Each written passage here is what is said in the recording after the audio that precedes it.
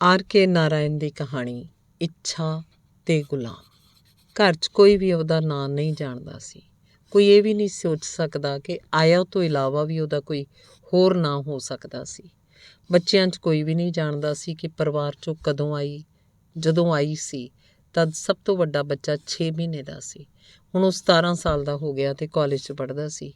ਉਸ ਤੋਂ ਬਾਅਦ 5 ਬੱਚੇ ਸਨ। ਸਭ ਤੋਂ ਛੋਟਾ 4 ਸਾਲ ਦਾ ਸੀ। ਹਰੇਕ ਬੱਚੇ ਨਾਲ ਆਇਆ ਫਿਰ ਆਪਣਾ ਬਚਪਨ ਸ਼ੁਰੂ ਕਰ ਲੈਂਦੀ ਸੀ। ਉਹਨਾਂ ਨਾਲ ਉਦੋਂ ਤੱਕ ਉਹਨਾਂ ਦੀ ਉਮਰ ਦੀ ਬਰਾਬਰੀ ਕਰਦੀ ਜਦੋਂ ਤੱਕ ਉਹ ਵੱਡੇ ਹੋ ਕੇ ਅੱਗੇ ਨਹੀਂ ਵੱਧ ਜਾਂਦੇ ਅਤੇ ਉਹਨੂੰ ਪਿੱਛੇ ਨਹੀਂ ਛੱਡ ਦਿੰਦੇ। ਫਿਰ ਉਹ ਨਵੇਂ ਬੱਚੇ ਨਾਲ ਉਹਦੀ ਉਮਰ 'ਤੇ ਵਾਪਸ ਆ ਜਾਂਦੀ, ਉਹਦੇ ਨਾਲ ਅੱਗੇ ਵਧਣ ਲੱਗਦੀ। ਕਿਹਾ ਜਾ ਸਕਦਾ ਹੈ ਕਿ ਜਿਸ ਉਮਰ ਤੱਕ ਉਹ ਅੱਗੇ ਜਾ ਸਕਦੀ ਸੀ ਉਹ 6 ਸਾਲ ਸੀ। ਜੇ ਉਹ ਇਸ ਹੱਦ ਨੂੰ ਤੋੜਦੀ ਤਾਂ ਬੜੀ ਪਰੇਸ਼ਾਨੀ ਪੈਦਾ ਕਰ ਸਕਦੀ ਸੀ। ਉਦਾਹਰਨ ਲਈ ਉਹ ਨੌਕਰਾਂ ਦੀ ਦੁਨੀਆ 'ਚ, ਜਿਸ 'ਚ ਇੱਕ ਰਸੋਈਆ, ਇੱਕ ਮਾਲੀ, ਇੱਕ ਉਹਦਾ ਸਹਾਇਕ, 2 ਨੌਕਰ ਅਤੇ ਇੱਕ ਨੌਕਰਾਣੀ ਸਨ, ਬੜਾ ਅਜੀਬ ਮਹਿਸੂਸ ਕਰਦੀ ਸੀ। ਉਹਨਾਂ ਦੀਆਂ ਗੱਲਾਂ ਉਹਨੂੰ ਚੰਗੀਆਂ ਨਾ ਲੱਗਦੀਆਂ ਅਤੇ ਜੋ ਵੀ ਗੱਲਾਂ ਉਹ ਕਰਦੇ ਸਾਰੀਆਂ ਆਪਣੇ ਮਾਲਕਣ ਨੂੰ ਜਾ ਕੇ ਦੱਸ ਦਿੰਦੀ। ਮਾਲੀ ਨੂੰ ਇੱਕ ਵਾਰ ਮਾਲਕ ਬਾਰੇ ਉਹਨੇ ਜੋ ਆਪਣੀ ਰਾਏ ਪ੍ਰਗਟ ਕੀਤੀ ਸੀ ਉਹਦੇ ਕਾਰਨ ਨੌਕਰੀ ਤੋਂ ਹੱਥ ਧੋਣ ਦੀ ਨੌਬਤ ਆ ਗਈ ਸੀ, ਕਿਉਂਕਿ ਆਇਆ ਨੇ ਇਹ ਗੱਲ ਜਾ ਕੇ ਮਾਲਕਣ ਨੂੰ ਦੱਸ ਦਿੱਤੀ ਸੀ। ਨੌਕਰਾਂ ਦੀ ਦੁਨੀਆ ਵਿੱਚ ਉਹਨੂੰ ਕੋਈ ਪਸੰਦ ਨਹੀਂ ਕਰਦਾ ਸੀ। ਉਸ ਸਮੇਂ ਦਾ ਵੀ ਹਿਸਾਬ ਰੱਖਦੀ ਸੀ ਅਤੇ ਕੋਈ ਦੇਰ ਨਾਲ ਕੰਮ 'ਤੇ ਆਉਂਦਾ ਉਹਦੀਆਂ ਨਜ਼ਰਾਂ ਤੋਂ ਬਚ ਨਹੀਂ ਪਾਉਂਦਾ ਸੀ। ਜਦੋਂ ਕਦੇ ਉਹ ਕਿਸੇ ਨੂੰ ਲੇਟ ਆਉਂਦੇ ਦੇਖਦੀ ਤਾਂ ਇੰਨੀ ਜ਼ੋਰ ਦੀ ਚੀਕਦੀ ਕਿ ਮਾਲਕਣ ਦੇ ਕੰਨੀ ਆਵਾਜ਼ ਪੈ ਜਾਂਦੀ ਅਤੇ ਉਹ 'ਤੇ ਜੁਰਮਾਨਾ ਪੈ ਜਾਂਦਾ। ਇਹ ਕੰਮ ਉਹਨੇ ਖੁਦ ਹੀ ਲਿਆ ਸੀ। ਉਹ ਘਰ 'ਚ ਬੱਚਿਆਂ ਨੂੰ ਪੜ੍ਹਾਉਣ ਵਾਲੇ ਮਾਸਟਰ 'ਤੇ ਵੀ ਨਜ਼ਰ ਰੱਖਦੀ। ਉਹ ਹਰ ਰੋਜ਼ ਸਵੇਰੇ ਆਉਂਦਾ ਅਤੇ ਬੱਚਿਆਂ ਨੂੰ ਗਣਿਤ ਅਤੇ ਅੰਗਰੇਜ਼ੀ ਸਿਖਾਉਂਦਾ। ਆਇਆ ਮਾਸਟਰ ਜਦੋਂ ਤੱਕ ਪੜ੍ਹਾਉਂਦਾ ਉਹਦੇ ਆਲੇ ਦੁਆਲੇ ਘੁੰਮਦੀ ਰਹਿੰਦੀ, ਕਿਉਂਕਿ ਉਹਨੂੰ ਡਰ ਲੱਗਿਆ ਰਹਿੰਦਾ ਸੀ ਕਿਤੇ ਉਹ ਬੱਚਿਆਂ ਨੂੰ ਕੁੱਟੇ ਮਾਰੇ ਨਾ। ਸਾਰੇ ਟੀਚਰ ਉਹਨੂੰ ਦੁਸ਼ਮਣ ਲੱਗਦੇ ਸੀ ਅਤੇ ਸਕੂਲ ਜੇਲ੍ਹਾਂ ਲੱਗਦੀਆਂ ਸੀ। ਉਹਦਾ ਵਿਸ਼ਵਾਸ ਸੀ ਕਿ ਮਾਂ-ਬਾਪ ਆਪਣੇ ਬੱਚਿਆਂ ਨੂੰ ਪੜ੍ਹਨ ਲਈ ਸਕੂਲ ਭੇਜ ਕੇ ਚੰਗਾ ਕੰਮ ਨਹੀਂ ਕਰਦੇ। ਉਹਨੂੰ ਯਾਦ ਸੀ ਕਿ ਕਿਵੇਂ ਉਹਦੇ 2 ਬੱਚੇ ਜੋ ਹੁਣ ਬਾਬੇ ਬਣ ਚੁੱਕੇ ਸੀ, ਜਦੋਂ ਸਕੂਲ ਆਉਂਦੇ ਤਾਂ ਉਸ ਕੋਲੋਂ ਇੱਕ ਦਵਾਈ ਖਰੀਦਣ ਵਾਸਤੇ 3 ਪੈਸੇ ਮੰਗਦੇ। ਇਹ ਮੱਲਮ ਉਹ ਆਪਣੇ ਸਰੀਰ 'ਤੇ ਲਾਉਂਦੇ, ਜਿਸ ਕਰਕੇ ਉਹਨਾਂ ਦੀ ਖੱਲ ਅਗਲੇ ਦਿਨ ਡੰਡੇ ਖਾਣ ਲਈ ਤਿਆਰ ਹੋ ਜਾਏ। ਉਹ ਕਹਿੰਦੇ ਸੀ ਸਕੂਲ ਦਾ ਇੰਸਪੈਕਟਰ ਹੀ ਬੱਚਿਆਂ ਨੂੰ ਇਹ ਮੱਲਮ ਲਾਉਣ ਦੀ ਸਲਾਹ ਦਿੰਦੇ ਹੈ। ਇੱਕ ਤਰ੍ਹਾਂ ਨਾਲ ਪੜ੍ਹਾਈ ਦਾ ਹੀ ਹਿੱਸਾ ਸੀ। 1-2 ਵਾਰ ਉਹਨੇ ਪੁੱਛਿਆ ਵੀ ਸੀ, ਤੁਸੀਂ ਉੱਥੇ ਡੰਡੇ ਖਾਣ ਲਈ ਕਿਉਂ ਖੜ੍ਹੇ ਹੋ ਜਾਂਦੇ ਹੋ? ਸਾਨੂੰ ਇਹ ਕਰਨਾ ਪੈਂਦਾ, ਲੜਕਿਆਂ ਨੇ ਜਵਾਬ ਦਿੱਤਾ ਸੀ। ਇਹ ਸਾਡਾ ਪੜ੍ਹਾਈ ਦਾ ਹਿੱਸਾ ਹੈ। ਸ਼ਾਇਦ ਟੀਚਰਾਂ ਨੂੰ ਉਦੋਂ ਤੱਕ ਉਹਨਾਂ ਦੀ ਤਨਖਾਹ ਨਹੀਂ ਮਿਲਦੀ ਜਦ ਤੱਕ ਉਹ ਹਰ ਰੋਜ਼ ਬੱਚਿਆਂ ਨੂੰ ਕਈ ਡੰਡੇ ਮਾਰ ਨਾ ਲੈਣ। ਬੁੱਢੀ ਨੂੰ ਅਧਿਆਪਕਾਂ ਬਾਰੇ ਇਸ ਤੋਂ ਜ਼ਿਆਦਾ ਜਾਣਨ ਦਾ ਮੌਕਾ ਹੀ ਨਾ ਮਿਲਿਆ, ਇਸ ਲਈ ਉਹ ਟਿਊਟਰ ਦੇ ਪੜ੍ਹਾਉਂਦੇ ਵਕਤ ਪੂਰੀ ਨਿਗਰਾਨੀ ਰੱਖਦੀ। ਜੇ ਉਹ ਜ਼ਰਾ ਜ਼ੋਰ ਨਾਲ ਵੀ ਬੋਲਦਾ ਤਾਂ ਇੱਕਦਮ ਕਹਿੰਦੀ, ਇੰਨੇ ਫੁੱਲ ਜਿਹੇ ਬੱਚਿਆਂ ਨਾਲ ਕੋਈ ਵਧੀਕੀ ਨਾ ਕਰਨਾ। ਇਹ ਆਮ ਬੱਚੇ ਨਹੀਂ ਹੈ। ਇਹਨਾਂ ਨਾਲ ਜੇ ਕੁਝ ਕਰੇਗਾ ਤਾਂ ਮਾਲਕ ਤੈਨੂੰ ਜੇਲ੍ਹ ਭੇਜ ਦੇਵੇਗਾ, ਸਮਝ ਲਈ। ਉਹਨੇ ਜੋ ਕੰਮ ਖੁਦ ਆਪਣੇ ਸਿਰ 'ਤੇ ਚੁੱਕੇ ਸੀ ਉਹਨਾਂ 'ਚੋਂ ਇੱਕ ਇਹ ਵੀ ਸੀ ਕਿ ਨਾਨਾ ਬਾਈ ਦਾ ਲੜਕਾ ਲਾਅਨ 'ਤੇ ਸਾਈਕਲ ਨਾ ਚਲਾਵੇ, ਅਖਬਾਰ ਵਾਲਾ ਨਰਸਰੀ 'ਚ ਅਖਬਾਰ ਨਾ ਸੁੱਟੇ, ਦੁਪਹਿਰ ਵੇਲੇ ਨੌਕਰ ਸੌਣ ਨਾ ਚਲੇ ਜਾਣ। ਉਹ ਮਹਿਮਾਨਾਂ ਦੀ ਦੇਖਭਾਲ ਵੀ ਕਰਦੀ ਸੀ, ਉਹਨਾਂ ਦੇ ਕੱਪੜਿਆਂ ਨੂੰ ਚੁੱਕਦੀ, ਸਵਾਰਦੀ, ਜਦੋਂ ਧੋਬੀ ਆਉਂਦਾ ਉਹਨਾਂ ਨੂੰ ਧੋਣ ਲਈ ਫੜਾ ਦਿੰਦੀ। ਅਤੇ ਇਸ ਸਭ ਤੋਂ ਇਲਾਵਾ ਜਦੋਂ ਘਰ ਦੇ ਸਾਰੇ ਲੋਕ ਬਾਹਰ ਚਲੇ ਜਾਂਦੇ ਤਾਂ ਦਰਵਾਜ਼ੇ 'ਤੇ ਤਾਲਾ ਲਾ ਕੇ ਸਾਹਮਣੇ ਪਹਿਰੇਦਾਰ ਵਾਂਗ ਬੈਠੀ ਰਹਿੰਦੀ। ਉਹ ਸਾਰੇ ਉਹਦੇ ਮੁੱਖ ਕੰਮ ਨਹੀਂ ਸਨ, ਜਿਸ ਕੰਮ ਲਈ ਉਹਨੂੰ ਰੋਜ਼ 2 ਵਾਰੀ ਖਾਣਾ, 15 ਰੁਪਏ ਮਹੀਨਾ ਅਤੇ ਪੂਰੇ ਸਾਲ 'ਚ 3 ਸਾੜੀਆਂ ਮਿਲਦੀਆਂ ਸੀ। ਇਸ ਵਿੱਚ ਉਹ ਪੂਰੇ ਦਿਨ 12 ਘੰਟੇ ਰੁੱਝੀ ਰਹਿੰਦੀ ਸੀ। ਸਵੇਰੇ 6 ਵਜੇ ਰਾਧਾ, ਸਾਰਿਆਂ ਤੋਂ ਛੋਟੀ ਬੱਚੀ, ਉੱਪਰੋਂ ਸੌਣ ਵਾਲੇ ਕਮਰੇ 'ਚੋਂ ਚੀਕਦੀ, ਆਇਆ, ਅਤੇ ਆਇਆ ਸਾਰਾ ਕੰਮ ਛੱਡ ਕੇ ਬੜੀ ਤੇਜ਼ੀ ਨਾਲ ਪੌੜੀਆਂ ਚੜ੍ਹ ਕੇ ਉੱਪਰ ਭੱਜਦੀ, ਕਿਉਂਕਿ ਜਦੋਂ ਤੱਕ ਉਹ ਪਹੁੰਚ ਨਾ ਜਾਂਦੀ ਰਾਧਾ ਦਾ ਸੱਦਣਾ ਬੰਦ ਨਾ ਹੁੰਦਾ। ਅਤੇ ਜਦੋਂ ਆਇਆ ਉਹਦੀ ਮੰਜੀ 'ਤੇ ਪਹੁੰਚ ਕੇ ਮੱਛਰਦਾਨੀ ਖੋਲ੍ਹਦੀ, ਉਹ ਪੁੱਛਦੀ, ਰਾਧਾ ਕਿੱਥੇ ਸੀ ਹੁਣ ਤੱਕ? ਬੇਟੀ ਇੱਥੇ ਤਾਂ ਸੀ ਤੇਰੇ ਕੋਲ, ਸਾਰੀ ਰਾਤ ਤੂੰ ਮੇਰੇ ਕੋਲ ਹੀ ਸੀ। ਹਾਂ ਹੋਰ ਕੀ, ਅਤੇ ਤੂੰ ਸੌ ਰਹੀ ਸੀ ਜਾਂ ਬੈਠੀ ਸੀ? ਲੈ, ਮੇਰੀ ਰਾਧਾ ਬੇਟੀ ਸੌਂ ਰਹੀ ਹੋਵੇ ਤਾਂ ਮੈਂ ਕਿਵੇਂ ਸੌਂ ਸਕਦੀ ਹਾਂ? ਮੈਂ ਚਾਕੂ ਹੱਥ 'ਚ ਫੜੀ ਬੈਠੀ ਰਹੀ। ਜੇ ਕੋਈ ਬੁਰਾ ਆਦਮੀ ਆਉਂਦਾ ਤਾਂ ਮੈਂ ਉਹਦੀ ਧੌਣ ਲਾ ਦਿਆਂਗੀ। ਚਾਕੂ ਦਿਖਾਓ ਕਿੱਥੇ ਹੈ? ਉਹਨੂੰ ਤਾਂ ਮੈਂ ਹੇਠਾਂ ਰੱਖ ਆਈ ਹਾਂ, ਮੈਨੂੰ ਉਹ ਚਾਕੂ ਜ਼ਰੂਰ ਵਿਖਾਈ। ਓਏ ਬੱਚੇ, ਚਾਕੂ ਨਹੀਂ ਵੇਖੀਦਾ। ਜਦੋਂ ਤੂੰ ਵੱਡੀ ਹੋ ਜਾਏਂਗੀ, ਇੰਨੀ ਲੰਬੀ ਕਿ ਅਲਮਾਰੀ ਦਾ ਤਾਲਾ ਛੂਹ ਸਕੇਂਗੀ, ਤਦ ਦੇਖੀ ਚਾਕੂ। ਤੂੰ ਕਿੰਨੀ ਵੱਡੀ ਹੋਣਾ ਚਾਹੇਂਗੀ?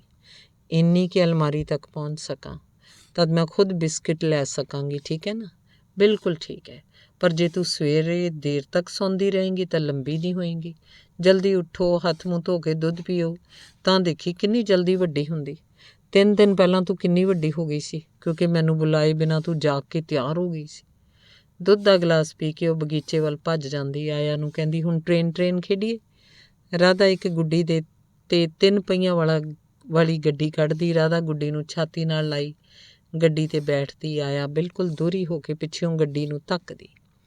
ਹੁਣ ਗੱਡੀ ਟ੍ਰੇਨ ਬਣ ਜਾਂਦੀ। ਫੁੱਲਾਂ ਦੇ ਗਮਲੇ ਸਟੇਸ਼ਨ ਹੁੰਦੇ। ਗੋਲਾਕਾਰ ਫਾਰਮ ਹਾਊਸ ਬੰਗਲੌਰ ਸ਼ਹਿਰ ਹੋ ਜਾਂਦਾ। ਆਇਆ ਇੰਜਨ ਡਰਾਈਵਰ ਦਾ ਕੰਮ ਕਰਦੀ, ਗੁੱਡੀ ਰਾਧਾ ਦਾ ਰੋਲ ਅਦਾ ਕਰਦੀ। ਰਾਧਾ ਕਦੇ ਉਹਦੀ ਮਾਂ ਬਣਦੀ, ਕਦੇ ਗਾਰਡ ਬਣ ਕੇ ਟ੍ਰੇਨ ਨੂੰ ਚੱਲਣ ਜਾਂ ਰੁਕਣ ਦਾ ਹੁਕਮ ਦਿੰਦੀ। ਆਇਆ ਕਦੇ ਕਦਾਈ ਰੁਕ ਕੇ ਥੈਲੀ 'ਚੋਂ ਤੰਬਾਕੂ ਕੱਢਦੀ ਅਤੇ ਉਹਦੀ ਇੱਕ ਚੁਟਕੀ ਮੂੰਹ 'ਚ ਪਾਉਂਦੀ। ਤਾਂ ਰਾਧਾ ਪੁੱਛਦੀ, ਟ੍ਰੇਨ ਕਿਉਂ ਰੁਕ ਗਈ? ਇਹਦਾ ਪੇਚ ਢਿੱਲਾ ਹੋ ਗਿਆ, ਮੈਂ ਉਹਨੂੰ ਕੱਸ ਰਹੀ ਹਾਂ। ਤੂੰ ਕੁਝ ਖਾ ਰਹੀ ਹੈ? ਪਰ ਇਹ ਤੰਬਾਕੂ ਨਹੀਂ ਹੈ, ਸਿਰ ਦਰਦ ਦੀ ਦਵਾਈ ਹੈ। ਮੈਂ ਸਟੇਸ਼ਨ ਤੋਂ ਇਹਨੂੰ ਖਰੀਦਿਆ। ਉੱਥੇ ਦਵਾਈ ਦੀ ਦੁਕਾਨ ਹੈ? ਹਾਂ ਹੈ। ਇੰਨਾ ਕਹਿ ਕੇ ਉਹ ਫੁੱਲਾਂ ਦੀ ਝਾੜੀ ਵੱਲ ਇਸ਼ਾਰਾ ਕਰਦੀ। ਰਾਧਾ ਝਾੜੀ ਨੂੰ ਦੇਖ ਕੇ ਕਹਿੰਦੀ, ਡਾਕਟਰ ਸਾਹਿਬ, ਆਇਆ ਨੂੰ ਸਿਰ ਦਰਦ ਦੀ ਚੰਗੀ ਦਵਾਈ ਦੇਵੀਂ, ਉਹਨੂੰ ਬੜੀ ਤਕਲੀਫ ਹੋ ਰਹੀ ਹੈ। ਬੰਗਲੌਰ ਪਹੁੰਚ ਕੇ ਟ੍ਰੇਨ ਦੇਰ ਤੱਕ ਰੁਕਦੀ। ਉੱਥੇ ਆਇਆ ਨੂੰ ਥੋੜ੍ਹੀ ਦੇਰ ਰੇਤ 'ਤੇ ਲੇਟ ਕੇ ਆਰਾਮ ਕਰਨ ਲਈ ਕਹਿ ਕੇ ਰਾਧਾ ਗੁੱਡੀ ਗੋਦ ਵਿੱਚ ਲੈ ਕੇ ਸ਼ਹਿਰ ਘੁੰਮਣ ਨਿਕਲ ਜਾਂਦੀ। ਖੇਡ ਉਦੋਂ ਤੱਕ ਚੱਲਦੀ ਰਹਿੰਦੀ ਜਦੋਂ ਤੱਕ ਰਾਧਾ ਦੀ ਮਾਂ ਨਹਾਉਣ ਲਈ ਉਹਨੂੰ ਆਵਾਜ਼ ਨਾ ਦਿੰਦੀ। ਇਸ ਤੋਂ ਬਾਅਦ ਆਇਆ ਕੁਝ ਸਮੇਂ ਲਈ ਛੁੱਟੀ ਲੈ ਲੈਂਦੀ। ਦੁਪਹਿਰ ਨੂੰ ਉਹ ਨਰਸਰੀ 'ਚ ਢੇਰ ਸਾਰੇ ਖਿਡੌਣਿਆਂ ਵਿਚਾਲੇ ਬੈਠਦੀ। ਛੋਟੇ ਛੋਟੇ ਹਾਥੀ, ਘੋੜੇ, ਗੁੱਡੇ ਗੁੱਡੀਆਂ, ਖਾਣ ਪਕਾਉਣ ਦੇ ਛੋਟੇ ਛੋਟੇ ਭਾਂਡਿਆਂ ਵਿਚਕਾਰ। ਉਹ ਇਹਨਾਂ ਸਾਰਿਆਂ ਨਾਲੋਂ ਜ਼ਿਆਦਾ ਵੱਡੀ। ਉਹਦੇ 1 ਗਜ਼ ਦੂਰ ਰਾਧਾ। ਦੋਵਾਂ ਦੇ ਅਲੱਗ-ਅਲੱਗ ਆਪਣੇ ਘਰ ਸੀ, ਜਿਨ੍ਹਾਂ 'ਚ ਉਹ ਆਪਣਾ ਖਾਣਾ ਪਕਾਉਂਦੀਆਂ, ਪੂਜਾ ਕਰਦੀਆਂ, ਇੱਕ ਦੂਜੇ ਨਾਲ ਗੱਪਾਂ ਮਾਰਦੀਆਂ। ਰਾਧਾ ਲਈ ਉੱਠ ਕੇ ਉਹਦੇ ਘਰ ਪੁੱਜ ਜਾਣਾ ਸੌਖਾ ਹੁੰਦਾ, ਪਰ ਉਹਨੂੰ ਉੱਠਣ ਬੈਠਣ 'ਚ ਤਕਲੀਫ ਹੁੰਦੀ ਸੀ। ਇਸ ਲਈ ਉਹਦਾ ਸਾਹਮਣੇ ਜ਼ਰਾ ਜਿੰਨਾ ਝੁਕ ਜਾਣਾ ਹੀ ਰਾਧਾ ਦੇ ਘਰ ਆਉਣਾ ਮੰਨ ਲਿਆ ਜਾਂਦਾ। ਘੰਟਾ ਖੇਡਣ ਨਾਲ ਹੀ ਆਇਆ ਥੱਕ ਜਾਂਦੀ ਅਤੇ ਕਹਿੰਦੀ, ਰਾਧਾ, ਰਾਤ ਹੋ ਗਈ, ਹੁਣ ਸੌਂ ਜਾਣਾ ਚਾਹੀਦਾ। ਸਵੇਰੇ ਵੀ ਤਾਂ ਜਲਦੀ ਉੱਠਣਾ। ਰਾਤ ਹੋ ਗਈ? ਹੋ ਗਈ, ਮੈਂ ਤਾਂ ਘੰਟਿਆਂ ਪਹਿਲਾਂ ਰੌਸ਼ਨੀ ਬਾਲ ਦਿੱਤੀ ਸੀ। ਇੰਨਾ ਕਹਿ ਕੇ ਆਇਆ ਕਿਸੇ ਚੀਜ਼ ਵੱਲ ਇਸ਼ਾਰਾ ਕਰਦੀ ਜਿਹਨੂੰ ਲੈਂਪ ਮੰਨ ਲਿਆ ਜਾਂਦਾ। Good night. ਆਇਆ, ਹੁਣ ਤੂੰ ਵੀ ਸੌਂ ਜਾ। ਰਾਧਾ ਥੋੜ੍ਹੀ ਜਿਹੀ ਥਾਂ ਸਾਫ਼ ਕਰਕੇ ਉੱਥੇ ਲੇਟ ਜਾਂਦੀ। ਤੂੰ ਸੌਂ ਗਈ ਆਇਆ? ਤੂੰ ਸੱਚਮੁੱਚ ਨਾ ਸੌਂ ਜਾਈਂ, ਖੇਡ ਵਾਂਗ ਸੌਂਵੀਂ। ਉਹ ਹਰ 5 ਮਿੰਟ ਵਿੱਚ ਇਹੀ ਕਹਿੰਦੀ, ਪਰ ਰਾਧਾ ਇੱਕਦਮ ਸੌਂ ਜਾਂਦੀ। 4 ਵਜੇ ਫਿਰ ਆਇਆ ਦਾ ਕੰਮ ਸ਼ੁਰੂ ਹੋ ਜਾਂਦਾ। ਰਾਧਾ ਰਾਤ ਨੂੰ 8 ਵਜੇ ਤੱਕ ਉਹਨੂੰ ਭਜਾਉਂਦੀ ਰਹਿੰਦੀ। ਇਸ ਤੋਂ ਬਾਅਦ ਉਹਨੂੰ ਸੁਆ ਦਿੱਤਾ ਜਾਂਦਾ। ਬਿਸਤਰੇ 'ਤੇ ਲੇਟ ਕੇ ਉਹ ਕਹਾਣੀਆਂ ਸੁਣਦੀ। ਆਇਆ ਜ਼ਮੀਨ 'ਤੇ ਬੈਠ ਕੇ ਉਹਨੂੰ ਬਾਂਦਰ ਦੀਆਂ ਕਹਾਣੀਆਂ ਸੁਣਾਉਂਦੀ, ਜੋ ਸਫੈਦ ਮਿੱਟੀ ਦੇ ਬੋਰੇ 'ਚ ਲੋਟ-ਪੋਟ ਹੋ ਕੇ ਰਾਜਕੁਮਾਰ ਬਣ ਗਿਆ ਅਤੇ ਇੱਕ ਰਾਜਕੁਮਾਰੀ ਨਾਲ ਵਿਆਹ ਕਰ ਲਿਆ। ਫਿਰ ਕਿਸੇ ਨੇ ਉਹਦੇ ਸਰੀਰ 'ਤੇ ਪਾਣੀ ਪਾ ਦਿੱਤਾ, ਜਿਸ ਨਾਲ ਉਹਦੀ ਸਫੈਦੀ ਲੱਥ ਗਈ ਅਤੇ ਅਸਲੀਅਤ ਨਿਕਲ ਆਈ ਜਦ ਉਹਨੂੰ ਕੱਢਿਆ। ਇਸ ਤੋਂ ਬਾਅਦ ਕਿਸੇ ਧੋਬੀ ਨੂੰ ਉਹ 'ਤੇ ਤਰਸ ਆ ਗਿਆ।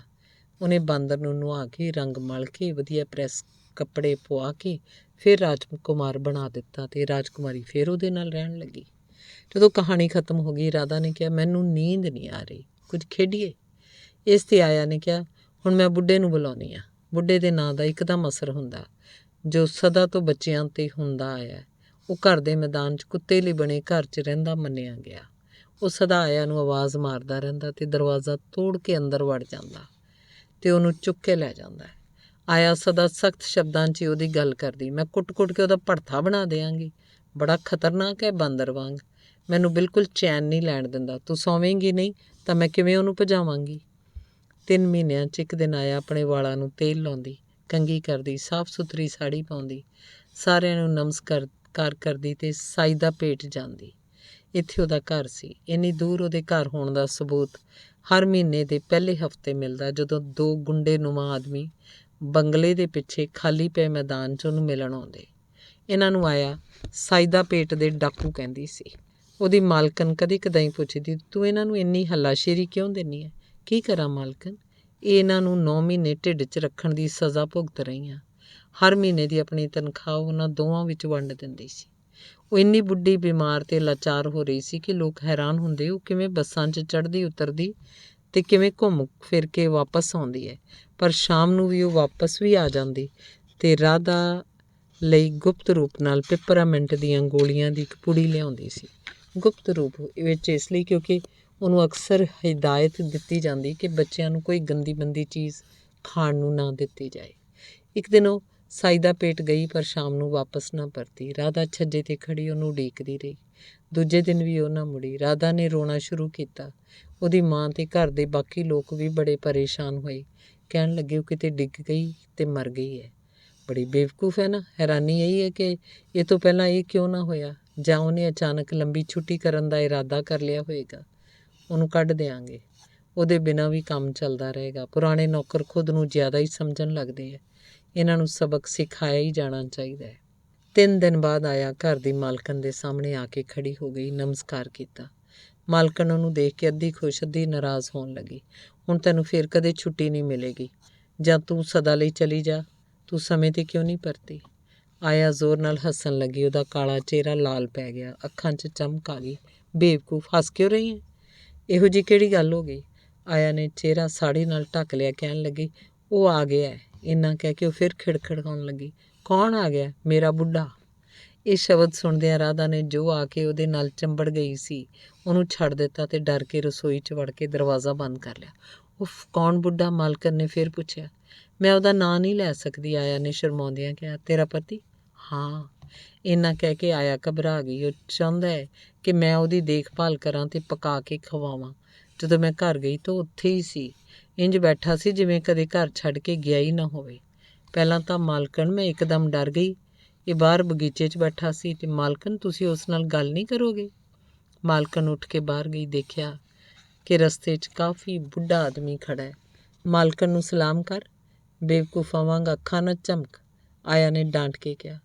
ਬੁੱਢੇ ਨੇ ਹੱਥ ਚੁੱਕ ਕੇ ਸਲਾਮ ਕੀਤਾ ਤੇ ਕਿਹਾ ਮੈਨੂੰ ਥਾਮੀ ਚਾਹੀਦੀ ਹੈ। ਆਇਆ ਨੇ ਨਾਂ ਨਾਲ ਸੱਦਣਾ ਸਭ ਨੂੰ ਅਜੀਬ ਜਿਹਾ ਲੱਗਾ। ਹੁਣ ਮੈਂ ਬੁੱਢਾ ਹੋਇਆ ਉਹ ਮੇਰੇ ਲਈ ਪਕਾਊਗੀ। ਉਹਨੂੰ ਜਾਣ ਦਿਓ। ਤੂੰ ਜਾਣਾ ਚਾਹੁੰਦੀ ਹੈ ਆਇਆ? ਆਇਆ ਨੇ ਚਿਹਰਾ ਘੁਮਾ ਲਿਆ ਤੇ ਫਿਰ ਹੱਸਣ ਲੱਗੀ। ਬੜੇ ਸਾਲ ਪਹਿਲਾਂ ਚਲਾ ਗਿਆ ਸੀ। ਲੰਕਾ ਦੇ ਚਾਹ ਬਗਾਨਾਂ 'ਚ ਕੰਮ ਕਰਦਾ ਰਿਹਾ। ਕੀ ਪਤਾ ਸੀ ਮੁੜ ਆਏਗਾ। ਸਰਕਾਰ ਨੇ ਉਹਨੂੰ ਵਾਪਸ ਭੇਜ ਦਿੱਤਾ ਹੈ। ਹੁਣ ਉਹਦੀ ਦੇਖਭਾਲ ਕੌਣ ਕਰੇਗਾ? ਅੱਧੇ ਘੰਟੇ ਬਾਅਦ ਉਹ ਘਰੋਂ ਬਾਹਰ ਨਿਕਲੀ। ਪਤੀ ਗੁਲਾਮ ਵਾਂਗ ਉਹਨੂੰ ਲਿਜਾ ਰਿਹਾ ਸੀ। ਉਹਨੇ ਸਾਰਿਆਂ ਕੋਲੋਂ ਦਿਲੀ ਵਿਦਾਈ ਲਈ ਪਰ ਰਾਧਾ ਰਸੋਈ 'ਚੋਂ ਬਾਹਰ ਨਾ ਆਈ। ਆਇਆ ਰਸੋਈ ਦੇ ਕੋਲ ਆ ਕੇ ਉਹਨੂੰ ਬਾਹਰ ਆਉਣ ਲਈ ਤਰਲੇ ਕਰਨ ਲੱਗੀ। ਰਾਧਾ ਨੇ ਪੁੱਛਿਆ ਕਿ ਬੁੱਢਾ ਤੈਨੂੰ ਘਰ ਲੈ ਕੇ ਜਾ ਰਿਹਾ ਹੈ? ਹਾਂ ਬੇਟੀ, ਬੁਰਾ ਆਦਮੀ ਹੈ ਉਹ। ਕੁੱਤੇ ਦਾ ਘਰ ਕਿਹਨੇ ਖੋਲ੍ਹਿਆ? ਕਿਸੇ ਨੇ ਨਹੀਂ, ਉਹਨੇ ਤੋੜ ਦਿੱਤਾ। ਉਹ ਕੀ ਚਾਹੁੰਦਾ ਹੈ? ਮੈਨੂੰ ਲੈ ਜਾਣਾ ਚਾਹੁੰਦਾ ਹੈ। ਜਦੋਂ ਤੱਕ ਉਹ ਚਲਾ ਨਹੀਂ ਜਾਂਦਾ ਮੈਂ ਬਾਹਰ ਨਹੀਂ ਨਿਕਲਾਂਗੀ। ਤੂੰ ਜਾ, ਉਹਦੇ ਆਉਣ ਤੋਂ ਪਹਿਲਾਂ ਚਲੀ ਜਾ। ਆਇਆ ਅੱਧੇ ਘੰਟੇ ਤੱਕ ਰਾਧਾ ਦੇ ਬਾਹਰ ਨਿਕਲਣ ਦਾ ਇੰਤਜ਼ਾਰ ਕਰਦੀ ਰਹੀ, ਫਿਰ ਚਲੀ ਗਈ। ਧੰਨਵਾਦ।